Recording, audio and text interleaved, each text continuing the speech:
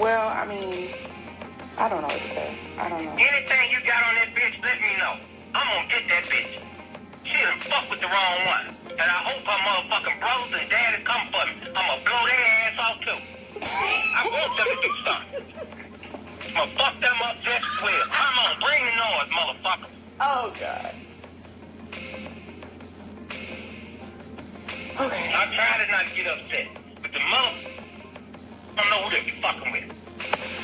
I get it. It's just sad. I don't know. Faith, I don't know. Yeah, she all over the place. The mama can't control that little bitch. Well, maybe she all over the place because she lying. When it comes down to Faith, I'm skeptical about Faith. I don't know. That bitch lying. I can let you listen to 4 hours of motherfucking tape. That bitch mama told her to go back and get some more motherfucking proof. I got that shit on motherfucking video and audio. I just trying to hold that shit because my daughter's in a situation. I got that bitch saying that on goddamn tape, video and audio. You can see her goddamn face saying this shit. That's crazy as hell. What's up? What's going on, everybody? We gotta, my opinion is right. It's this, right? My opinion is I don't think he did it. Hands down. Does that mean that I don't want these alleged victims, these women, or whatever you want to call them, to have justice? No, that's not what that means. I just don't believe that they're credible. I mean, that's just my opinion. That doesn't mean that it's written in stone. I feel like, there was a lot of undercut shit going on, and it's still going on. I feel like they are deliberately trying to make it hard on this man to fight his case. And I feel like if he was so guilty, they shouldn't have to do that. That's just my opinion.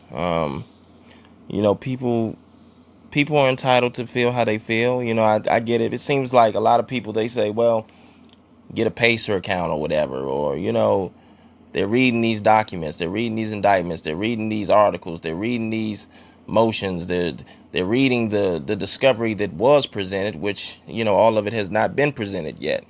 And my thing is, just because it's put on paper, that does not mean somebody is guilty of a crime. I don't know how many times I can say this over and over. It does not mean that. People get charged every day. Indictments are written up every day in America and across the world for that matter. And people also are acquitted every day. Just because the federal government is not 100%. They don't always, and even the cases that they win, they don't always win the right cases. A lot of innocent people are in prison today. A lot of innocent people are in prison today because the feds charged the wrong person, or the feds think that the jurors thought the evidence was good evidence, but it turns out it wasn't true. You know what I'm saying? That's just the fact, man. You got people that are acquitted, and it goes the opposite way, vice versa as well. People that are acquitted every day. There's a lot of people that's been acquitted that actually did the crime. I get that as well. You know what I'm saying? So trust me, I'm not trying to contradict myself here. All I'm saying is this. When you got people making statements about this case, and I get it, they're passionate. They want these women to have justice. I get it, trust me. But my thing is, I recommend looking at this thing from another angle. Don't necessarily just say, well, I've been thinking that he's guilty for 2 years. Why don't you just try to look at things from a different angle for a minute? You know what I'm saying? You don't necessarily have to say, I believe he's guilty, so that's just what I'm going to ride with. Just look into things and stop believing necessarily everything people are saying. Because I'm telling you, a lot of these people, they coming on here, man, they saying a lot of things and they're not saying allegedly in front of it. And that's a scary day. That's going to be, a scary day in America when you can just accuse people of things, and then the public can just go ahead and run with your accusation, and they don't have to say alleged. They don't gotta say none of that shit. I do not want to live in a world like that, and I definitely don't want to live in a world where you can do a docu-series about somebody, and the next thing you know, you're facing life in prison. I mean, I just don't think that that's good for our way of living. But like this one person said, yes, there were payouts, but they were directed to Susan Loggins by R. Kelly. Otherwise, how would they know about Susan Loggins? Come on now. Come on, man. I mean, that just don't make sense. So R. Kelly directed these people. These people are trying to sue R. Kelly. And R. Kelly is sending them to Susan Loggins now, so that Susan Loggins can come back to him and negotiate how much he has to pay these people. That it just don't make sense, man. That type of stuff does not make sense at all, yeah. And let's see here. You got this person here who is it's just crazy what this person keeps on saying.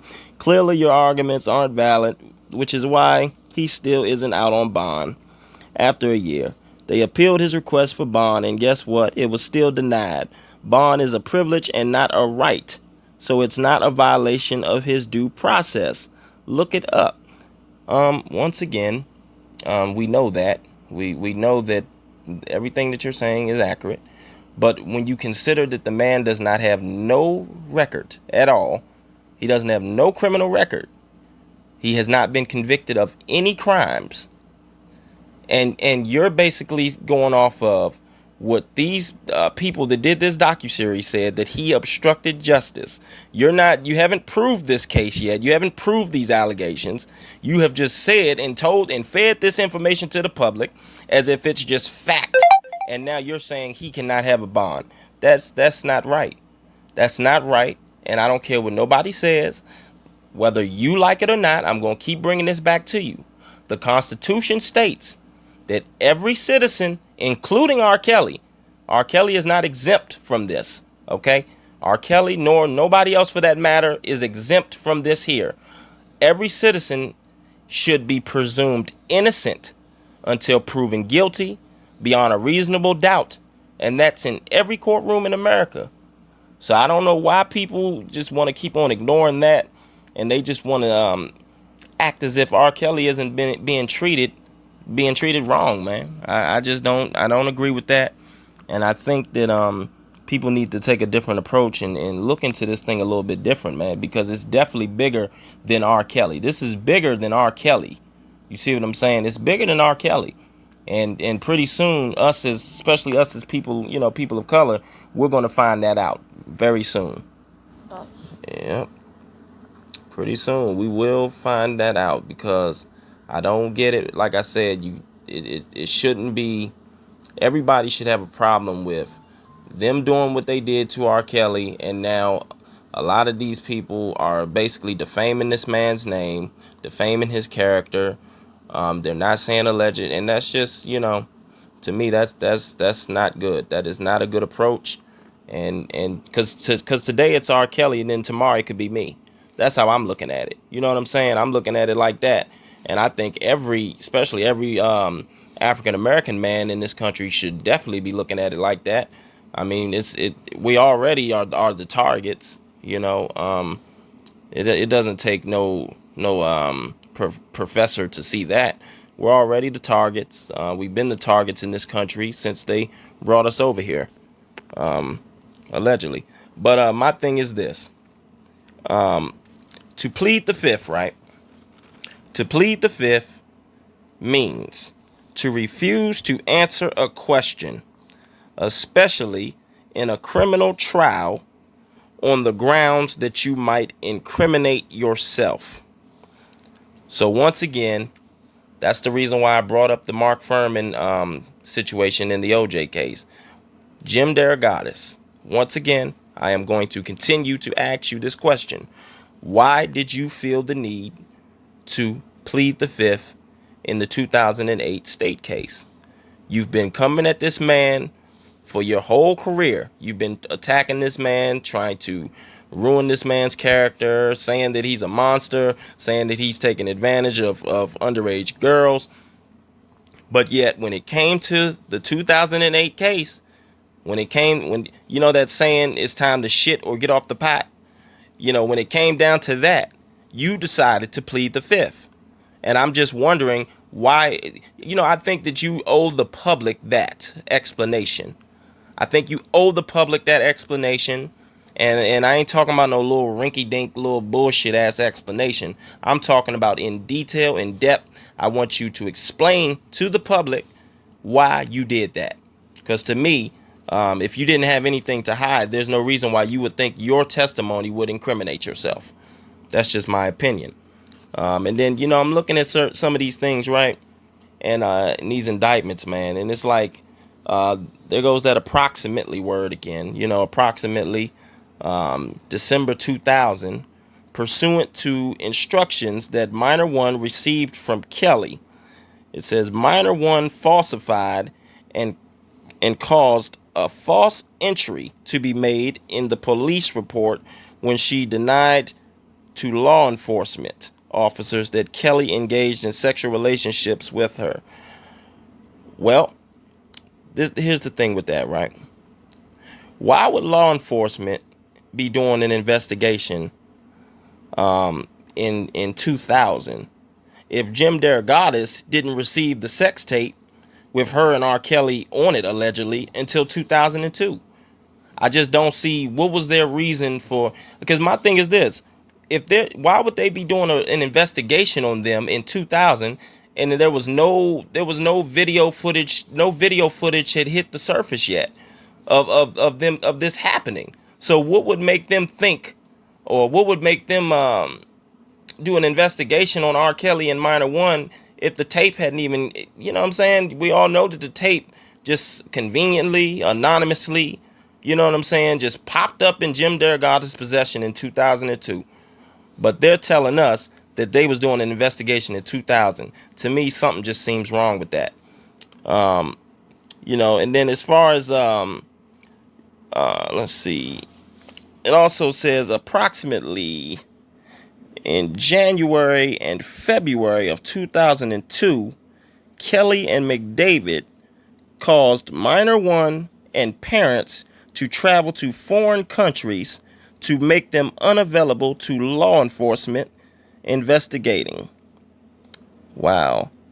I mean, that's another thing. It's like, well, the trial was in 2008. You know what I mean? So that doesn't make sense.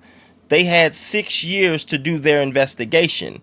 So I don't understand how them going out of the country in 2002, how that really affected them how did that prevent them from doing their investigation? The trial didn't happen until 2008, point blank. They had 6 years. They you know what I mean, plenty of time to do that investigation. To me, that's just bullshit, man. It's just more bullshit that they're putting in these indictments. And really sending somebody on vacation out of the country, that's not necessarily a crime. They had plenty of time to do their investigation. I don't know why they're trying to capitalize off of that, if that happened allegedly. Let's see, approximately September 2008, Kelly caused a Bass Productions Ltd check signed by McDavid, so Kelly didn't even sign the check, to be issued to minor one's father for $30,000. Well, we know that the father worked on R. Kelly's records. We already know this. He worked on his records before and after the whole sex tape allegedly came out and all that, and the trial and all that. I don't understand why $30,000, that couldn't just be simple.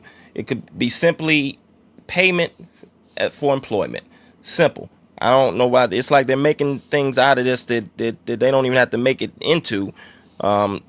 He was just paying an employee for working on his records. I don't understand why that couldn't be the case. Let's see. Who else received payments? Who else received payments from Kelly through that company in that time period? You know what I'm saying? And how many people received payments from him? You know what I mean? I don't understand why that couldn't just be, once again, paying an employee. I don't get that. You know? But hey, they making it into what they want to make it into, in my opinion, allegedly. Let's see, $80,000 to McDavid. Once again, if McDavid worked for R. Kelly, I don't understand how that just simply wasn't payment to an employee. I don't understand how they carrying this. It says right here, it says $100,000 from RSK Enterprises to agents of McDavid on McDavid's behalf. Well, to me, y'all, that sounds like that allegedly McDavid was using R. Kelly's money to pay his own personal business obligations. That's what that sounds like to me. I don't understand what R. Kelly has to do with that one, but that's just what it sounds like to me. And then let's see here. Further down it says, okay, here go one, y'all. How could R. Kelly persuade, induce, entice, and coerce minor 2 to engage in sexual activity with him? It says approximately between late 1997 and June 10th of 1998. I don't understand how that can be if minor 2 has said on several platforms and several occasions that she didn't meet him until the Home Alone video shoot, which definitely was filmed in, I'd say, around probably summer of 1998. So I don't understand how that approximate date could range from 1997 to June 10th, 1998. It just seems like a conflict to me on that part. Let's see. It's definitely a conflict with them numbers to me. You know, they saying that he did this and did that, but it seems like a lot of this stuff was done without his knowledge, man. That's what it seemed like to me. I feel like that they didn't got some payments, and they didn't looked at this man's payment records, and they have tried to make this into something that it is not.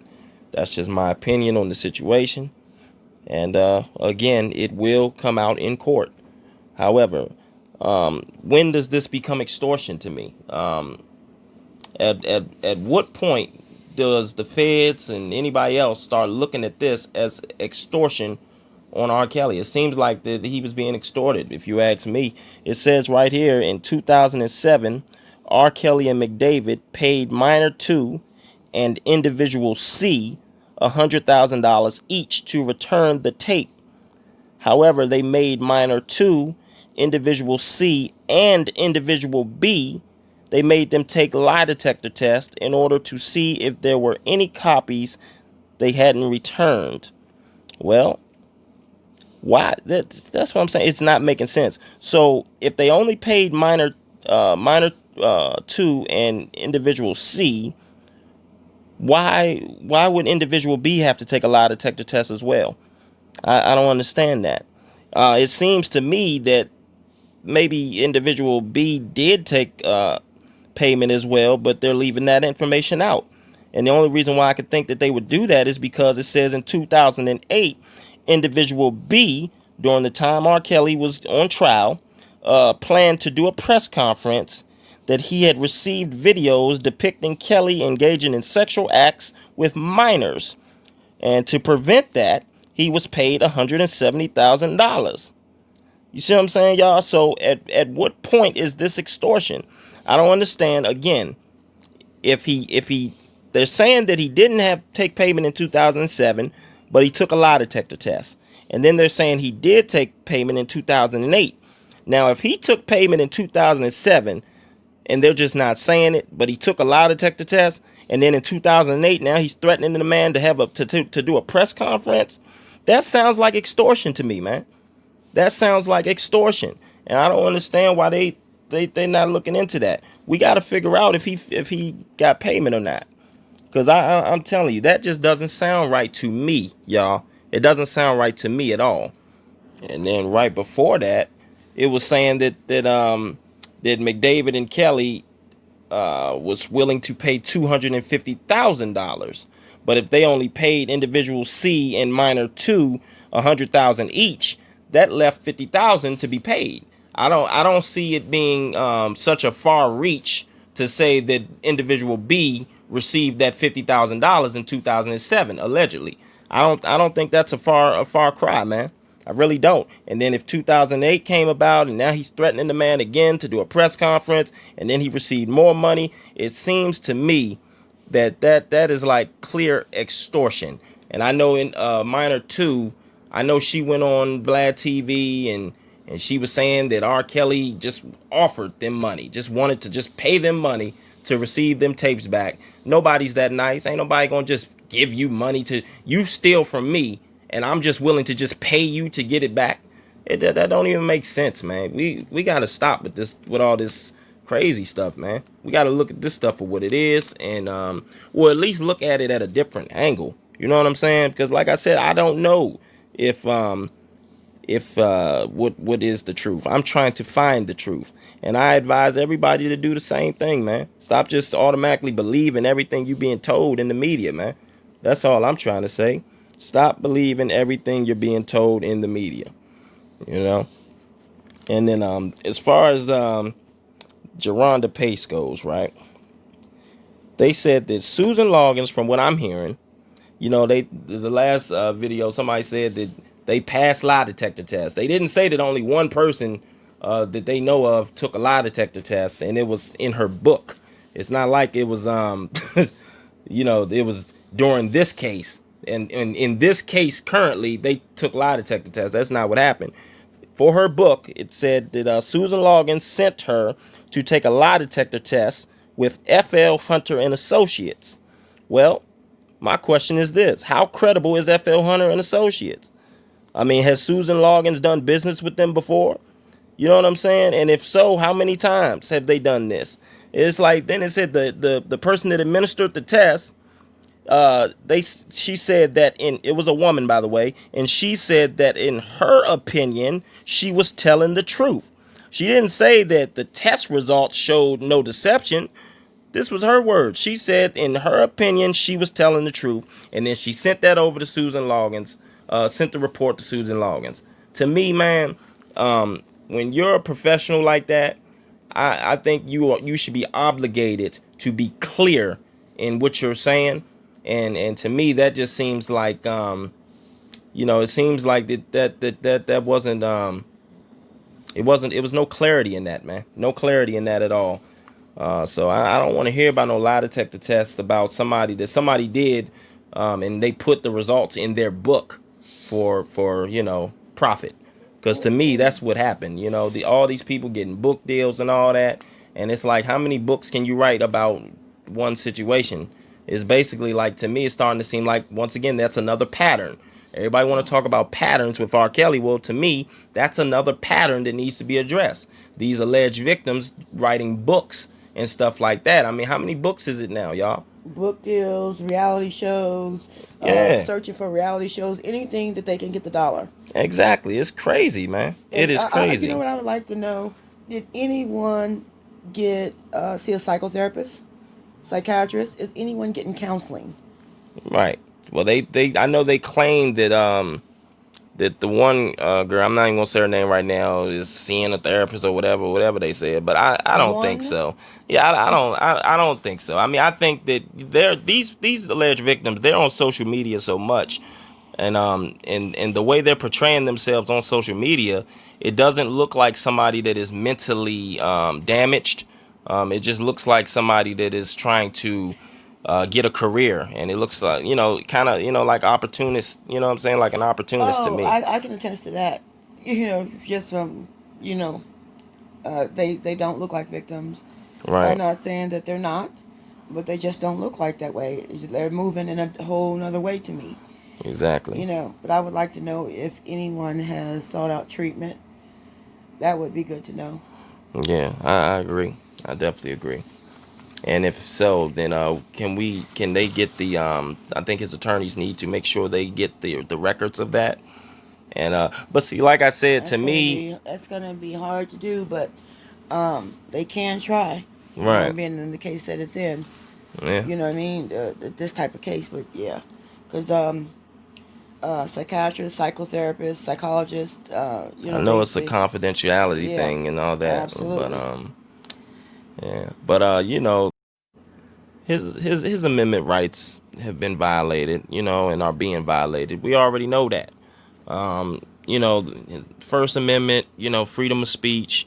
When they canceled his shows, they violated his and every other citizen's freedom of speech in America. Amendment 4, protects citizens from unreasonable search and seizure. So how does a biased docuseries give them probable cause? Amendment 5 provides that citizens not be subject to criminal prosecution and punishment without due process. Citizens may not be tried on the same set of facts twice. Double jeopardy. Seems like a lot of these cases are double jeopardy. Amendment 6 assures the right to a speedy trial by a jury of one or one's peers to be informed of the crimes with which they are charged and to confront the witnesses. So, as you can see, they're not telling the man who he's, these Jane Does. They're not letting him know who he's being charged for.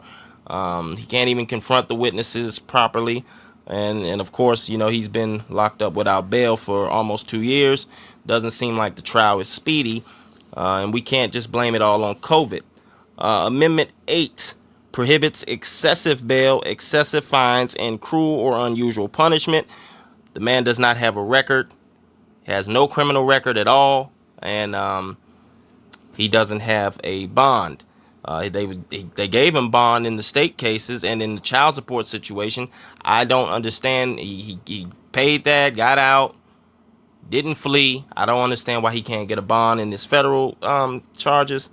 And then even Amendment 13, y'all. You know what I'm saying? Neither slavery nor involuntary servitude, except as a punishment for crime whereof the party shall have been duly convicted, shall exist within the United States or any place subject to their jurisdiction. And if you ask me, that amendment right was violated as well. So, this thing has been unfair. You know what I'm saying? It's been unfair. And I think that if they would just give this man the opportunity to get bond so he can work with his attorneys and try to come up with a legal strategy to defend himself and to fight these cases, I think that would be the right thing to do. And turn over discovery. He needs to know who's accusing him. Exactly. He needs to know who all the Jane Does are. When you think about Homeland Security, think about that. Homeland Security. And they're coming after R. Kelly as if he is in another country. Yeah, a terrorist or something, Yeah. threatening this country, this homeland. I mean, that's what that means. Homeland security. That is our security. Trump made a lot of changes when he got in office, and some of these people, this is like a dream case for them, the government. And they're taking advantage. They could have used their time if they just wanted to go after someone, to go after the person that was grabbing pussies. Exactly. Not to mention that same person, his first wife accused him of raping her, and he paid her $40 million allegedly. That's what I'm saying. A lot of people, they seem to forget that, but yeah, president's first wife accused him of raping her. Go after the black people. That's how they do it. It seemed like and that's my whole point. That's what I just want the other black people to see, that look, man, I get it. The same way R. Kelly deserves to be treated fairly, these women deserve to be treated fairly. I get that. But when you think of the way that the media and the federal government and even the state, the state of Illinois has went about this situation against R. Kelly, it just seems like it is very one-sided, and it seems like they have an agenda here. And I'm the type of person where if I see somebody with an agenda as far as the powers that be, I am going to say it. I'm going to speak out against it. That's just who I am. Point blank. They want to take this man everything he's worked for the last 30 plus years and leave him with nothing. Just leave him with nothing. And nothing and behind bars.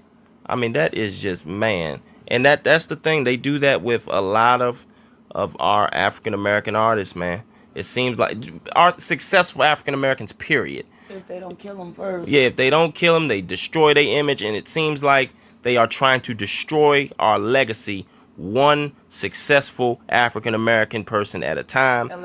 Allegedly, right? And you know, I just wonder, how is it going to look 100 years from now when they're reading in the history books and all of our successful African Americans, it seems like in one way or another, their careers have been slandered, their careers have been sabotaged. How is that going to look, everybody? Tell me that. I don't think that they're going to get away with this time. I think people of color are tired. I think that they better get ready to fight, because I don't think that our race, all races, are going to let them get by with this one. I don't think they are. Yeah, enough is enough. I think they should. I think they better rethink this one and let R. Kelly have a bond. That's all they got to do, everybody. Peace. Man, I got over 4 hours of motherfucking audio tape. That bitch lying. The mama can't control that bitch. She like a loose cannon around here.